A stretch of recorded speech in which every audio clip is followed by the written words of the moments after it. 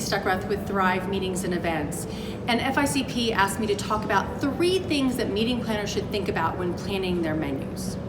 The first thing that meeting planners should think about when planning menus is dietary restrictions of their attendees. When you have to consider food allergies, you have to consider religious beliefs, personal preferences, and other medical conditions such as celiac disease. And you have to think about these things because it actually plays into diversity and inclusion. These individuals bring a diverse culture to them, to your meeting, because of their different dietary restrictions. And when you don't think about them, you actually exclude them from your meeting, subconsciously, of course, at least I hope so. And so think about how you're planning them. Look at how many options that you have that are gluten-free and that are dairy-free and gluten-free. How many items that are vegan and vegetarian. There's been many events that I've been to that the only thing a vegan can eat is the condiments, and that's not good. So looking at what the dietary needs of your attendees are, asking them in advance, and then communicating that information to your catering partners well in advance as well, so they can plan on menus that are inclusive across the board and limit the number of special plates that you might have to provide.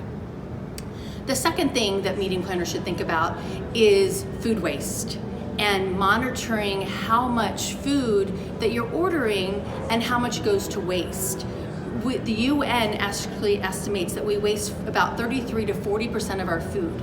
Think about your food and beverage budget. If you're spending $100,000 and you waste $40,000 of it, what could you do with that money? So what you have to consider is understanding your arrival and departure schedules. If your food functions are not mandatory to attend, make sure you're asking your attendees if they're going to attend those meetings, because why order food for me if I'm not going to be there? And then also monitor what people are eating on your buffets or on your plates. If your group does not like croissants, don't order croissants the next time. So paying attention to that, and then working with your catering partners as well to see if you do have excess food that's behind the kitchen or in the kitchen that is time and temperature controlled, can you donate that to a local company so that you're actually helping feed people who are in need? So understanding that. And the third thing that you need to think about with food and beverage is how you design the rooms for your food and beverage experiences.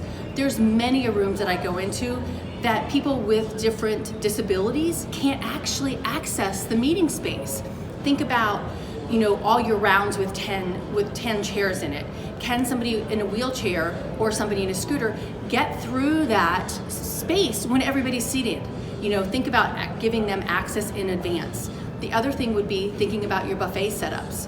If somebody is a little person or short in stature, can they reach the buffet that's vertically designed?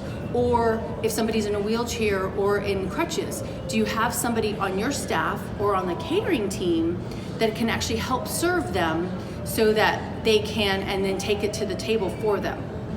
Another thing to consider is labeling when you're looking at your buffets. And because the ADA distinguishes eating as a major life activity, we need to accommodate those dietary restrictions, and labeling is key when going through that buffet line.